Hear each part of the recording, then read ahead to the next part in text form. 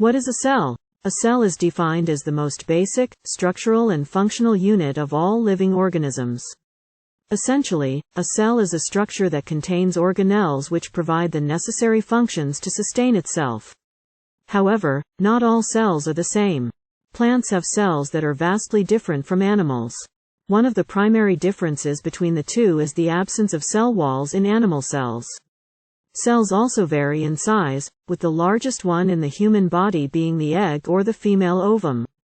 It measures roughly 1 millimeter across. The smallest cell is the granule cell, which is found in the human cerebellum, measuring roughly around 4.5 micrometers in size.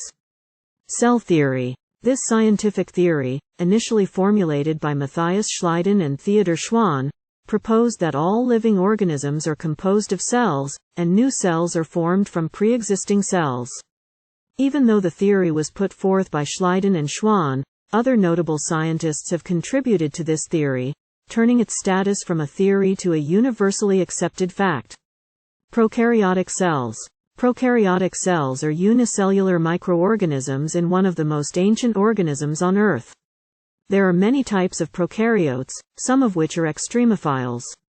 Others are photoautotrophic, able to produce nutrients from the energy of the sun.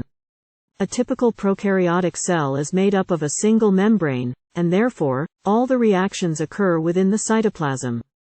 They can be free-living or can be found within the gut of other organisms, such as ruminants, cows and buffaloes. Eukaryotic cells. Unlike prokaryotic cells, eukaryotic cells possess a nucleus enclosed within a membrane. All multicellular organisms are eukaryotic, and they fall under the domain of eukaryota.